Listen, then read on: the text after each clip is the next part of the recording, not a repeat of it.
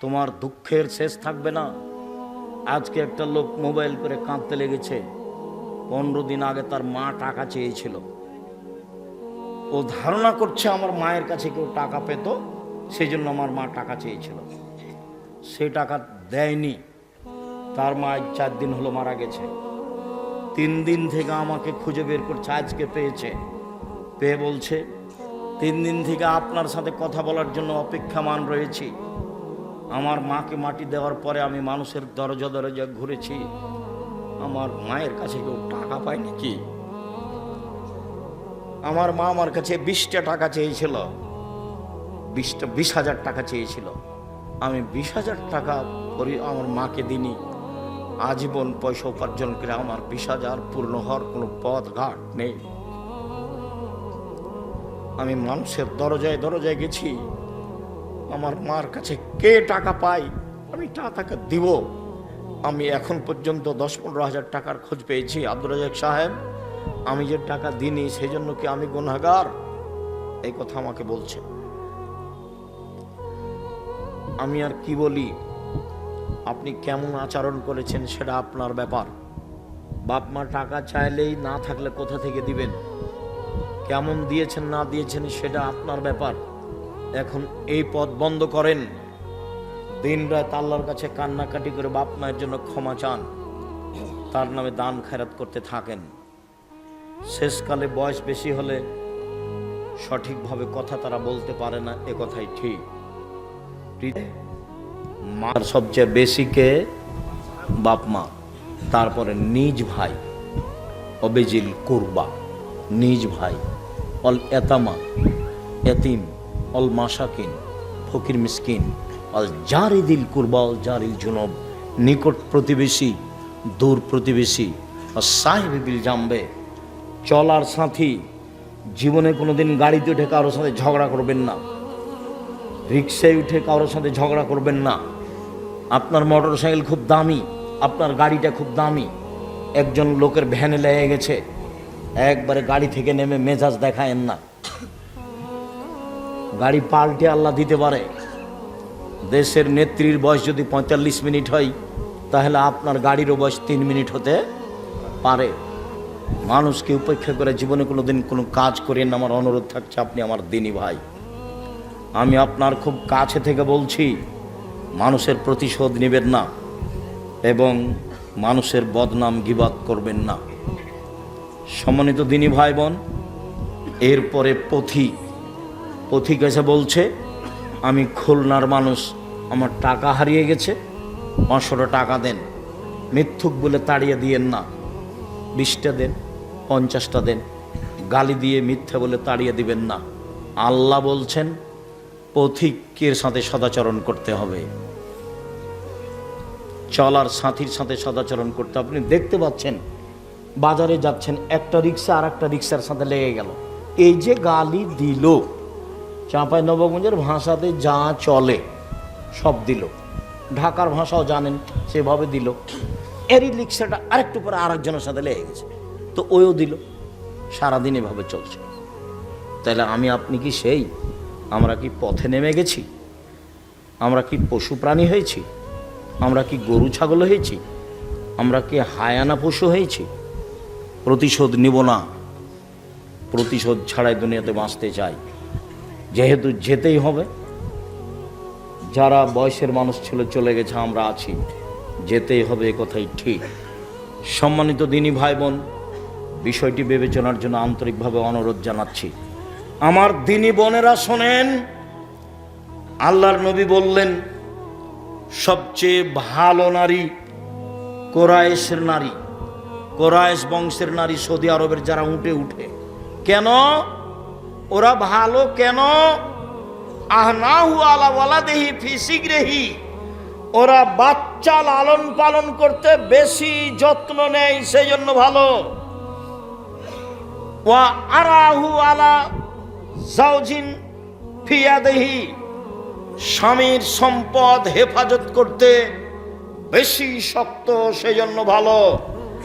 একজন নারী ভালো হতে পারে কয়টা গুণে? 2টা। 1, ছেলে মেয়েকে বাল্য অবস্থায় বেশি যত্ন করতে হবে, সে হলো ভালো।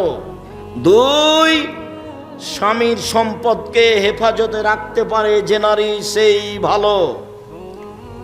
আল্লাহর নবী বলেন, সবচেয়ে ভালো নারী এক, স্বামীর সাথে কথা বললে হাসি মুখে বলে। 2, স্বামী আদেশ করলে পালন করে। 3, স্বামী বাড়িতে না থাকলে নিজেকে হেফাজতে রাখে, মোবাইলে কারোর সাথে গল্প করে না। নিজের স্বামীর সম্পদ হেফাজতে রাখে, কারো হাতে তুলে দেয় না। যারা স্বামীর অবর্তমানে টাকা পয়সা ভাই বোনকে দিয়ে দেয়, ভাবিকে দিয়ে দেয়, বিলিয়ে দেয়, এ হলো হস্তিনী বউ। এ সংসারের ক্ষতি করে, এ ভালো নারী নয়। আল্লাহর নবী বললেন, পৃথিবীর মানুষ শোনো, ভালো নারীকে খায়রুন নিসা, 1 নাম্বার গুণ আল অদুদ, স্বামীর সাথে প্রেম প্রীতি ভালোবাসাই সুলভ আচরণের যে। আপনি আমার দিনী বোন, স্বামীর মুখখান যতই খারাপ হোক, আপনি ভালো আচরণ দেখাতে পিছে হটবেন না, অভিমান করবেন না, আর প্রতিবাদ করবেন না। সে তার মুখখান যতই খারাপ হোক, আপনার আচরণ সব সময় প্রেম প্রীতি ভালোবাসা নিয়ে থাকবে, এটা আল্লাহর আদেশ। 2, আল অদুদ, যেসব মহিলার ছেলে মেয়ে বেশি দিতে পারে। 3, আল আউদে লজ্জাউজে, স্বামী কোনো সময় রাগ করলে স্বামীর হাত ধরে বলে, যতক্ষণ পর্যন্ত আপনার রাগ না মিটবে ততক্ষণ পর্যন্ত আমি কোনো খাদ্য খাবো না। তার নাম ভালো নারী। আল্লাহ রাসূল বলেন, ভালো নারীকে 1, আল অদুদ, স্বামীর সাথে প্রেম প্রীতি ভালোবাসায় যে ভালো, সেই ভালো। 2, বেশি সন্তান দিতে পারে যে, সেই ভালো নারী। 3, অল মুতিয়াত, স্বামীর সুবিধা অসুবিধায় পরামর্শ দিতে পারে যে, সেই ভালো নারী। 4, অল মুসিয়াত, স্বামীর ব্যথায় ব্যথিত হয়, স্বামীর দুঃখে দুঃখিত হয়, স্বামীর খুশিতে খুশি হয় যে, সেই ভালো নারী। 1 মিনিট, স্বামীকে কিভাবে পরামর্শ দিবেন, উপদেশ দিবেন, তার সাথে কিভাবে তার ব্যথায় ব্যথিত হবেন, 1 মিনিট। আল্লাহর নবী বললেন, খাদিজা, খাসি তো আলা নাফসি, আমি মনে হয় মারা যাব, আমি মনে হয় বাঁচব না খাদিজা, আমি গাড়ে হীরাই ছিলাম, কে যেন আমাকে চেপে ধরলো, ধরে বলছে পড়েন। আমি বললাম পড়তে জানি না। আবার চেপে ধরে বলল পড়েন। আমি বললাম পড়তে জানি না। আবার চেপে ধরে বলল পড়েন। আমি বললাম পড়তে জানি না। তখন উনি বললেন পড়েন, ইকরা বিস্মি রাব্বিকাল্লাযী খালাক, খালাকাল ইনসানা মিন আলাক। তখন খাদিজা বলছেন, কাল্লা, কখনো নয়, অসম্ভব, হতে পারে না, আল্লাহে মা ইউখজিক আল্লাহ, আল্লাহ আপনাকে অপমান করবেন না। কেন? 1, তাসেলুর রাহেমা, মানুষের সাথে সদাচরণ করেন, এই জন্য আল্লাহ অপমান করবেন না। 2, তাকসেবুল মাদুমা, অসহায় মানুষের সুবিধায় থাকেন, এই জন্য আল্লাহ অপমান করবেন না। তাহমেলুল কাল্লা, অসহায় মানুষের বোঝা বহন করেন। কে ঋণ পরিশোধ করতে পারে না, এই তোমার ঋণ আমি দিয়ে দেব। কে মানুষের সাথে টাকা নিয়েছিল, দিতে পারে না, কর্জ নিয়েছিল, দিতে পারে না, কাপড় নাই, কিছু করতে পারে না, এই তোমাকে আমি একটা কাপড় দিয়ে দেব। অসহায় মানুষের বোঝা বহন করে যে, তাকে আল্লাহ অপমান করবেন না, আপনি অসহায় মানুষের বোঝা বহন করেন। 4, তাকরিজ জাইফা, মেহমানকে খেতে দেন। 1 নম্বরে বলেছেন আপনার সদাচরণ আছে, আল্লাহ আপনাকে অপমান করবেন না।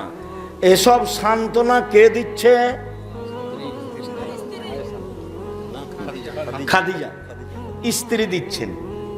তা আপনার স্বামী বাড়িতে এসেছে, খুব টেনশন, মাথা ধরে গেছে, কি দুর্ঘটনা ঘটেছে, আমি যে দল করি সে দলের এক ছেলেকে মেরে দিয়েছে, কি করি, অনেক ঝামেলা। তো এখন স্ত্রী বলছে তোমাকে নিষেধ করলাম, তুমি যায় না, তুমি বাইরে যাও, তুমি তো জোর করে গেলে, তোমারই তো এগুলো দোষ। এইটা কি হলো?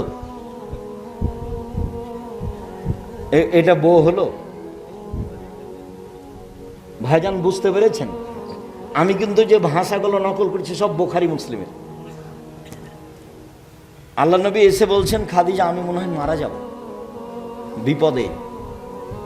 তো প্রথম মুখের ভাষা কাল্লা, আরবি ভাষা, কখনো নয়, অসম্ভব, এটা হতে পারে। আল্লাহর কসম, আল্লাহ আপনাকে অপমান করবেন না। 1 নম্বর কারণ আপনি সদাচরণ করেন। এই ছেলে, আল্লাহ মুহাম্মদ সাল্লাল্লাহু আলাইহি ওয়াসাল্লাম অপমান করবেন না কেন? খাদিজা কি বলছেন? আপনি কি করেন? সদাচরণ করেন, এই জন্য আল্লাহ আপনাকে অপমান করবেন। তাহলে স্ত্রী কি বলবে? চিন্তা করবেন না, টেনশন ভোগ করেন না যেন, এমনি তো আপনার প্রেশার আছে। আরে কিছু না, এগুলো মিটে যাবে ইনশাল্লাহ, চিন্তা করেন না, মিটে যাবে, এগুলো চিন্তা করিয়েন না, ইনশাল্লাহ এগুলো ঠিক হয়ে যাবে। প্রত্যেক সমস্যার সাথে সমাধান থাকে। এত আপনার মাথা ব্যথা কেন? এগুলো কে বলবে? স্ত্রী বলবে। এরপরে বলছে চলেন একটা বড় মানুষের সাথে আপনাকে একটু দেখে নিয়ে আস, পরিস্থিতিতে ওরাকে নওয়াফলের কাছে নিয়ে যাবেন, নিয়ে যা বলবেন চাচা আপনার ভাইয়ের ছেলেকে দেখুন তো, ঘটনা কি, কি খবর মোহাম্মদ, ঘটনা কি? এই ঘটনা, আমি গাড়ে হিরাই বসেছিলাম, এই ঘটেছে। ও আরে সে তো নামুস, সে তো জিবরাইল, এলাকার লোক তো তোমাকে বের করে দিবে। এটা হলো দ্বিতীয় কথা। প্রথম কথা হলো ও জিবরাইল, দ্বিতীয় কথা কি? এলাকার লোক বের করে দিবে। তখন আল্লাহ রসুল বলছেন মুখরে জিয়া, এলাকার লোক আমার বের করে দিবে, এটা হয় কি করে? এলাকার লোক আমার মতো ভদ্র মানুষ জীবনে দেখেনি কোনোদিন, তারা আমাকে আলামিন বলে ডাকে। আমার খালা, ফুফু, চাচি, দাদা, চাচারা আমাকে অন্ধভাবে ভালোবাসে। তখন বলছেন শোনো মোহাম্মদ, জিবরাইল যার কাছে এসেছে তাকে বের করে দেয়নি এমন পৃথিবীতে ঘটেনি। যত মানুষের কাছে জিবরাইল এসেছে নবীর কাছে, সবকে এলাকা থেকে বের করে দিয়েছে, তোমাকেও দিবে। তবে যদি আমি থাকি তোমার সহযোগিতা করব। বড় মানুষের কাছে নিয়ে এসেছেন কে? খাদিজা স্ত্রী নিয়ে এসেছে। আপনি আমার দিনী বোন, স্বামীকে হতাশা করবেন না, তার পাশে থাকবেন। আর 1 মিনিট কথা বলছেন নাকি? এই মেয়ে কথা বলছো কেন?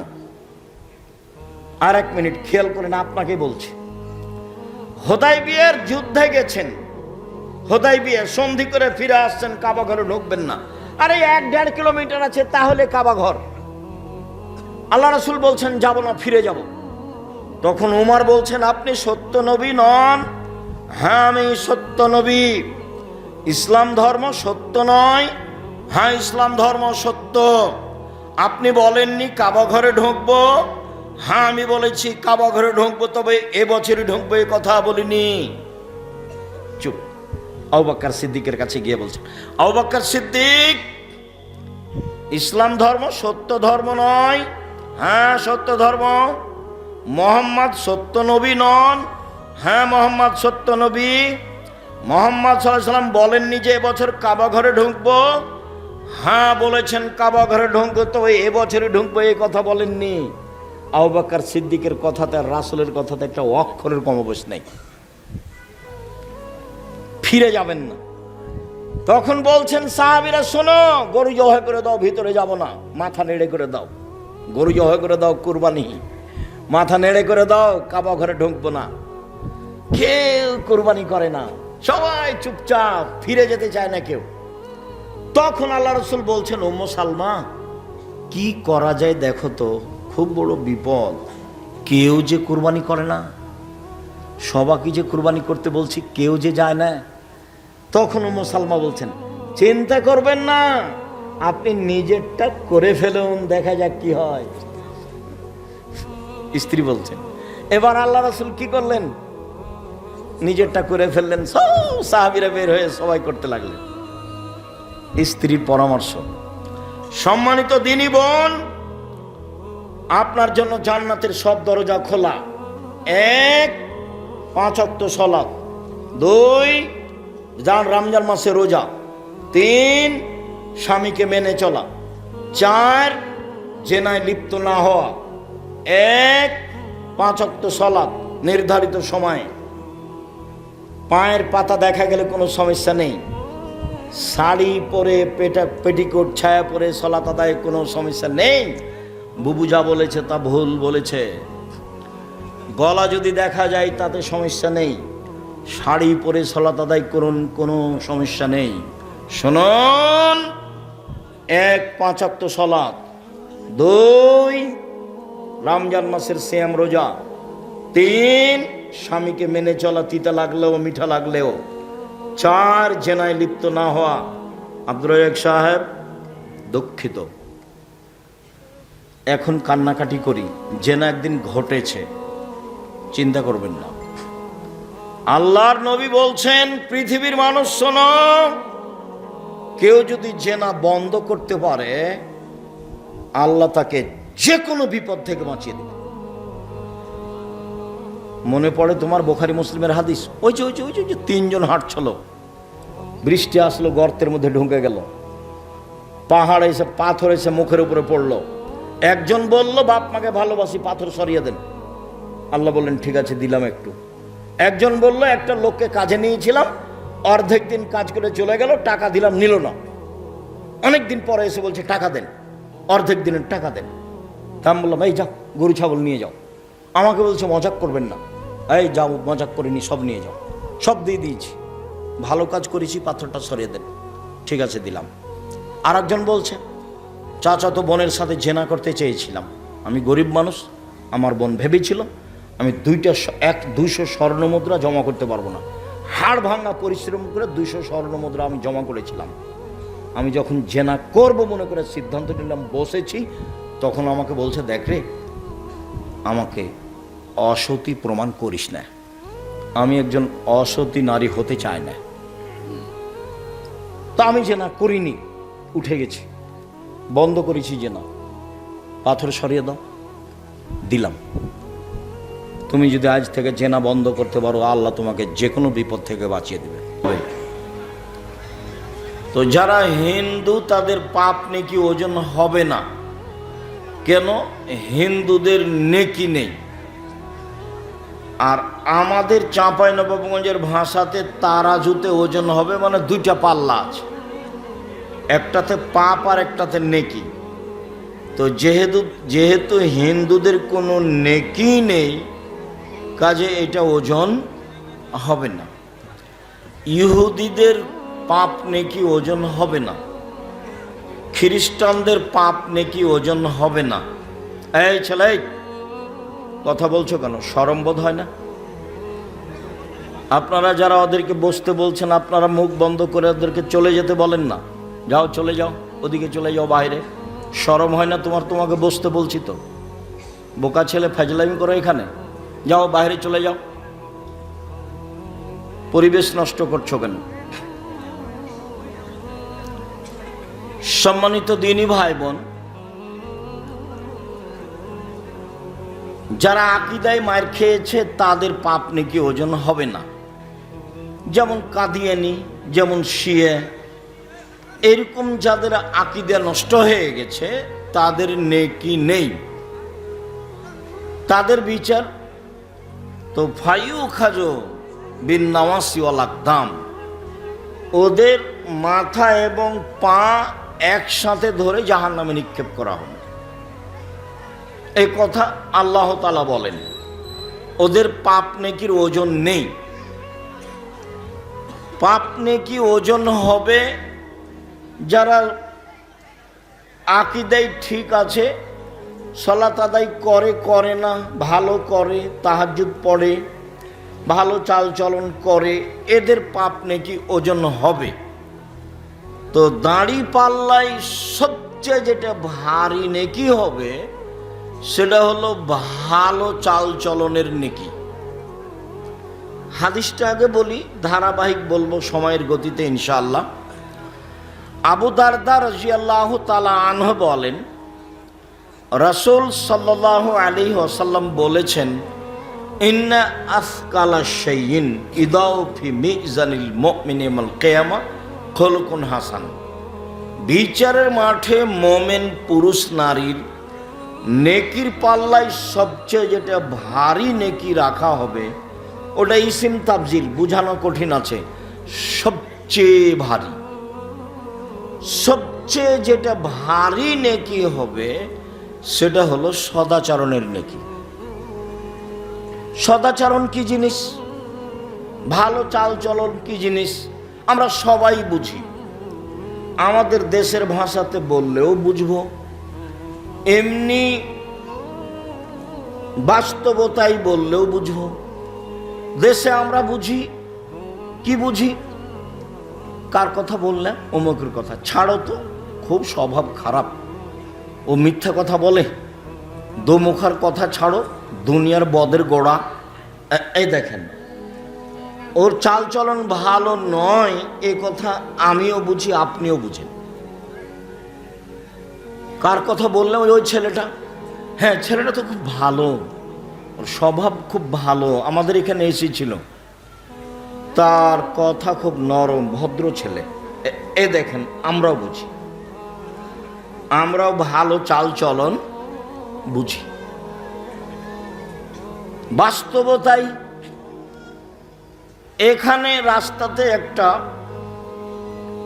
অটো দাঁড়িয়ে আছে, তো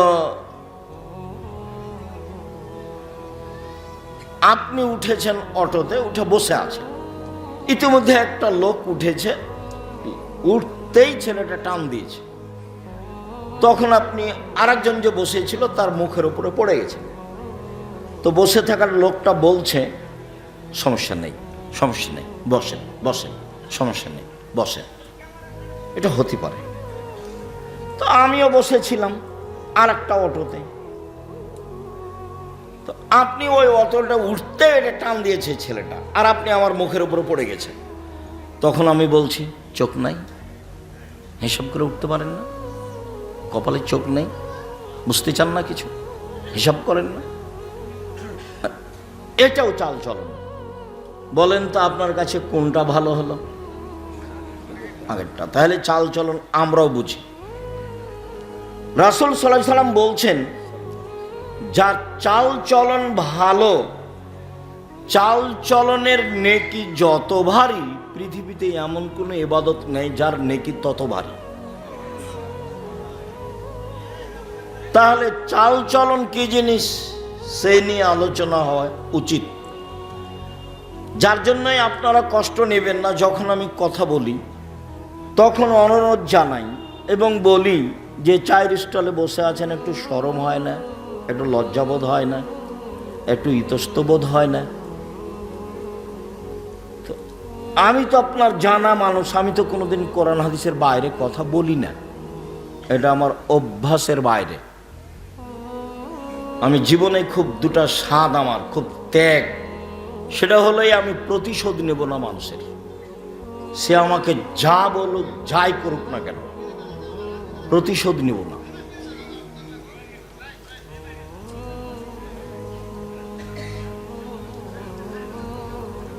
আরেকটা হলো এই, মানুষের পিছনে পড়বো না, বদনাম করব না। যদি আমাকে ও ধুয়ে ছেড়ে দেয় তবু আমি বলবো না যে আপনি আমার এভাবে বদনাম করলেন কেন, আপনি এই, আপনি সে, আপনি অমুক, এ কথা বলবো না। এটা খুব ত্যাগ। মানুষের বদনাম করব না জীবনে, আর প্রতিশোধ নিব না। যা পারবে করবে, হাইকোর্ট, জজ কোর্ট, সুপ্রিম কোর্ট, গালি মন্দ মায়ের যা পারবে করবে, প্রতিশোধ নেই। প্রতিশোধ নিয়ে আমি বাঁচতে রাজি নই। সম্মানিত দিনী ভাই বোন, বলছিলাম সদাচরণ। দেখি সদাচরণ, আল্লাহ তাআলা আমাদের নবীকে বলেন ইদফা বিল্লাতি হে আহসান ফাইদাল্লাযী বাইনাকা ওয়া বাইনা আদাওয়া কান্নাহু ওয়ালিউন হামিম। মুহাম্মদ সাল্লাল্লাহু আলাইহি সাল্লাম, আপনি মানুষের সাথে যখন কথা বলবেন তখন মানুষ যা বলে আপনি তার চেয়ে সুন্দরটা বলবেন। যাই বলুক, গালি দিলে আপনার পাল্টা গালি হবে না। যদি পাল্টা গালি হয় তাহলে তো সুন্দর হলো না। আপনার জীবনে আপনি একটা কাজ করুন, জীবনে কোনোদিন মানুষের প্রতি উত্তরে ওর মতো বলবেন না, তার চেয়ে ভালো ছাড়া। তার চেয়ে বেশি তো বহুদূরের কথা। ও তো আমাদের দেশের স্বভাব। আমাদের দেশের মহিলারা তো অনেক কাজ করে। গরুর নেন্দে পানি দেয়, পোয়াল শুকায়, ঢেঁকিতে ধান বাহানে, জাঁতাতে আটা পিষে, হাতে রুটি বানায়, গহিল ঝাড়ু দেয়, গোবর বাহিরে নিয়ে যায়, নোন্দা বানায়। এত কিছু করার পরে যদি গরুর নেন্দে পানি না দেয় তাহলে স্বামী দৌড়ে ওকে মারতে যায়। যে এত কিছু করেছে তার স্ত্রী, তার একটু শুকরিয়া আদায় নাই। এ শুকরিয়া আদায়ই বুঝে না। এর জীবনটাই পশু প্রাণীর মতো। প্রত্যেকটা মহিলা মানুষ দেশের গতিতে এত কাজ করে। আরবি উর্দু ভাষী মহিলা হলো তো আপনার এগুলো কোনো কাজই করতো না। কাপড় ধুইতে বললে বলতো আমি কি তোমার দাসী নাকি?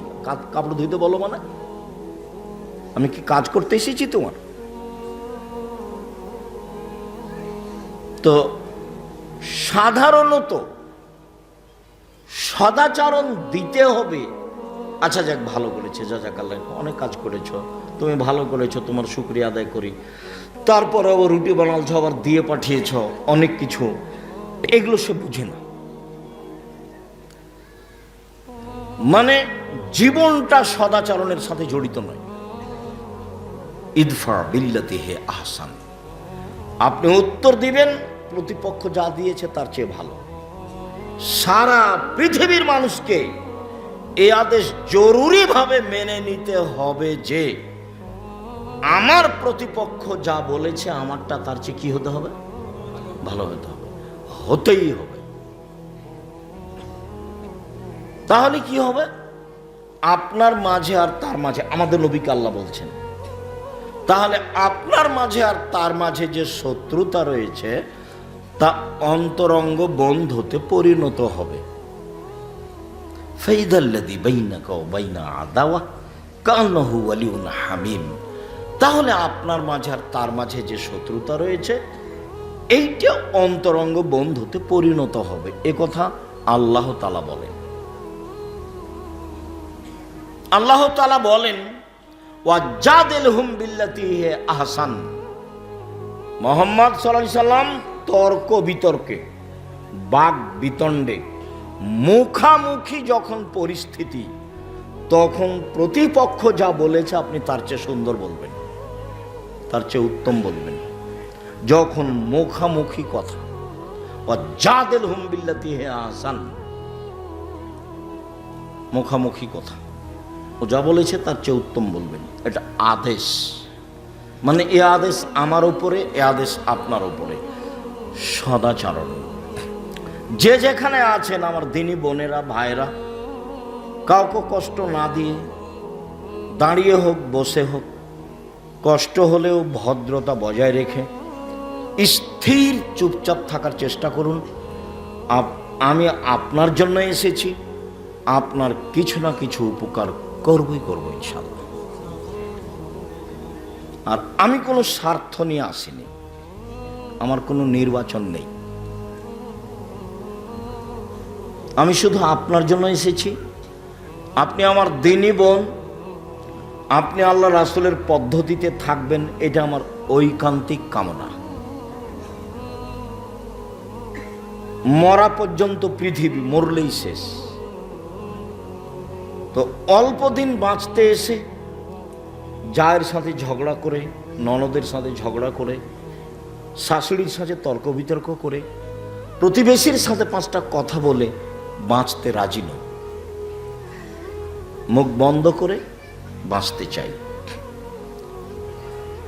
একদা আল্লাহ রাসূল বলছেন সাল্লাল্লাহু আলাইহি ওয়াসাল্লাম, সঙ্গী সাথে বলতে পারো মাইকুবুন নাসান নারা, মানুষকে পিছন দিক থেকে ধাক্কা মারে জাহান্নামে নিক্ষেপ করে কি, তা কি বলতে পারো? সঙ্গী সাথে বলতে পারো মানুষকে পিছন থেকে ধাক্কা মেরে জাহান্নামে ফেলে দেয় কি জিনিস, এটা কি বলতে পারো? বলতে বলতে ফা খাজা লাইসানা হোক, চট করে জিহ্বাটা ধরে নিয়ে বলছেন এই যে জিহ্বা, এই যে জিহ্বা, জিহ্বা মানুষকে পিছন দিক থেকে ধাক্কা মেরে জাহান্নামে নিক্ষেপ করে। মানে মুখ কন্ট্রোল নেই। দোকানে বসে আড্ডা পিটছেন, অথচ বহুদিন বলেছি, গতবারও বলে গেছি যে 4টা জিনিস জরুরি। 1 5 ওয়াক্ত সালাত পড়তেই হবে, 2 হালাল রুজি, 3 কোরআন তেলাওয়াত, 4 আড্ডা পিটা চিরদিনের জন্য হারাম। আড্ডা পিটা কি? এই যে দোকানে বসে 4 জন 5 জন গল্প করছে, চা খাচ্ছে, ল্যাংটা বেটি ছেলে নাচছে আর মানুষের বদনাম চলছে, এর নাম আড্ডা পিটা। আর একটা আড্ডা পিটা কি? যে বড় মোবাইল না, তুমি ল্যাংটা বেটি ছেলে দেখছো, তোমার বোন ওই ঘরে দেখে, তুমি এই ঘরে দেখো, তোমার বাপ ওই ঘরে দেখে, তোমার মা ওই ঘরে দেখে, গোটা বাড়িটা জেনাই সয়লাভ বন্যা, এর নাম আড্ডা পিটা। আল্লাহ রাসূল বলছেন, আমার জীবনে বড় ভয়, আমার উম্মত গোপন পাপে লিপ্ত হবে, এটাই আমার ভয়। পৃথিবীর মানুষ, আমি মুহাম্মদ সাল্লাল্লাহু আলাইহি সাল্লাম আমার উম্মতের জাতির উদ্দেশ্যে বলে গেলাম, আমার জীবনে বড় ভয়, আমার উম্মত গোপন পাপে লিপ্ত হবে, এটাই আমার ভয়। পৃথিবীর মানুষ মনে রেখো, আমার উম্মত গোপন পাপে লিপ্ত হবে, এটাই আমার ভয়। সদাচরণ। আল্লাহ তাআলা বলেন, ফাবিমা রাহমাতিম মিনাল্লাহ লিনতা লাহুম ওয়ালাউ কুনতা ফাদ্দান গালিযাল কলব লানফাজ্জু মিন হাওলিক। মুহাম্মদ সাল্লাল্লাহু আলাইহি সাল্লাম, আল্লাহর পক্ষ থেকে বড় দয়া যে আপনি নম্র আচরণের হয়েছেন, এটা আল্লাহর দয়া যে আপনি ভদ্র, আপনি নম্র, আপনি কর্কশ নন, আপনি মানুষকে গালি দেন না, মানুষের উপর আপনি ক্ষেপে উঠেন না, কে রে ওকে মারে আগে দেখে নেব পরে কি হয়, এইরকম স্বভাব আপনার নয়, এটা আল্লাহর দয়া। তো যার এরকম স্বভাব নয় তার উপরে আল্লাহর দয়া নেই।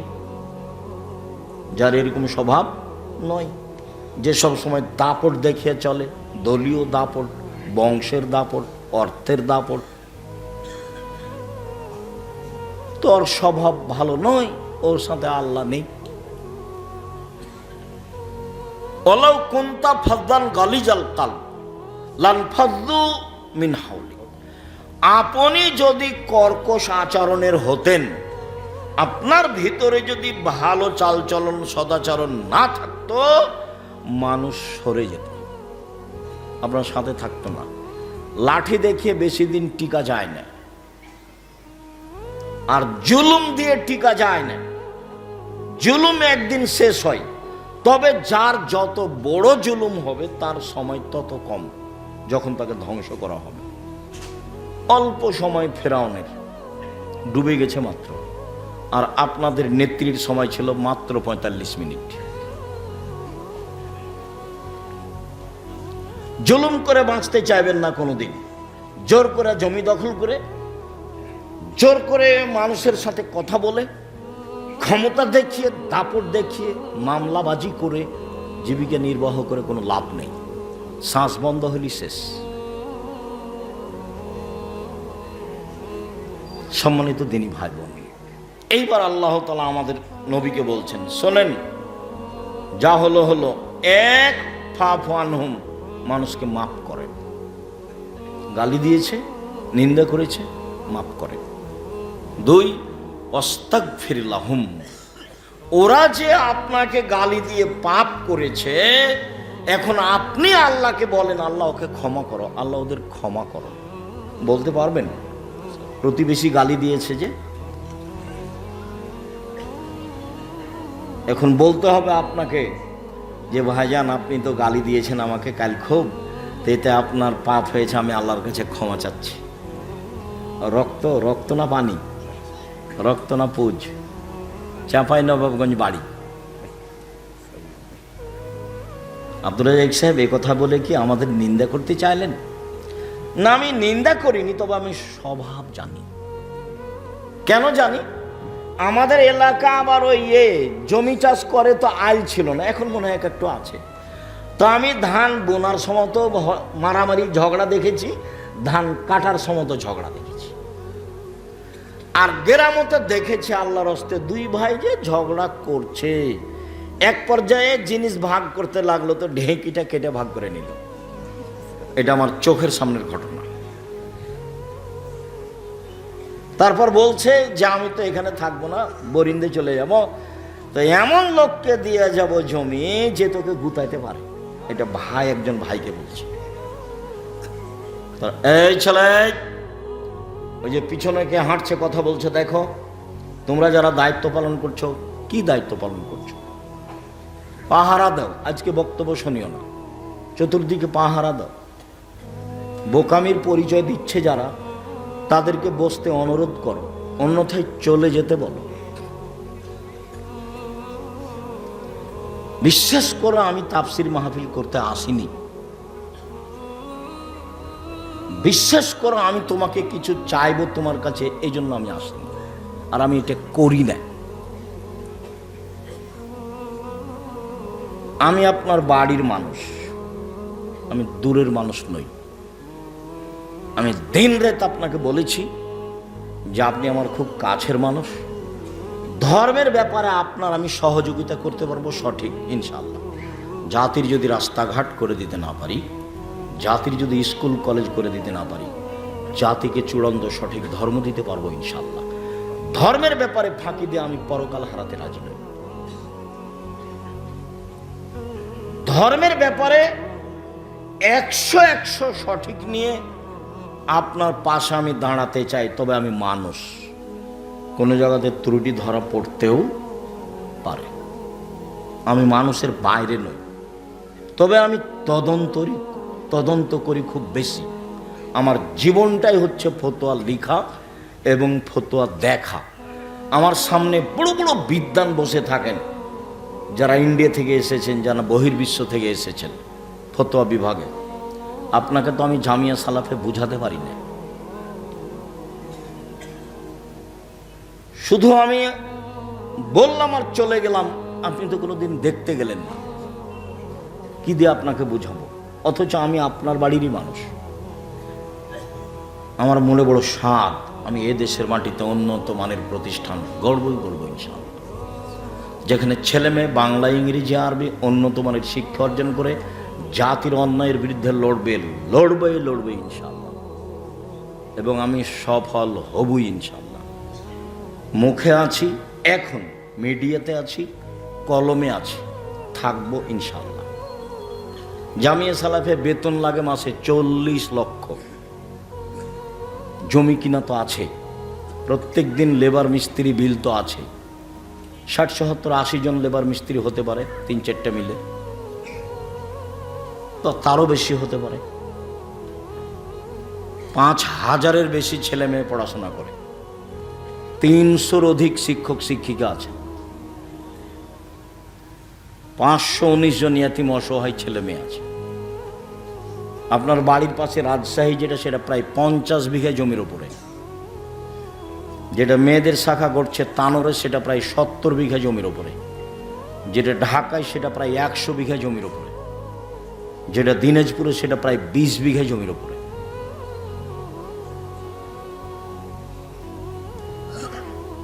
চট্টগ্রাম, বরিশাল পরিমাণে কম। আপনাকে আমি ফাঁকি দিতে আসিনি, এই জন্য আমি আপনার পাশে থাকতে চাই, অন্তত ধর্মের ব্যাপারে। আমার দিনী বোনদেরকে বলি, যারা বিদ্বেষী ভাব হয়ে আসেনি, তারা ভুল করেছে।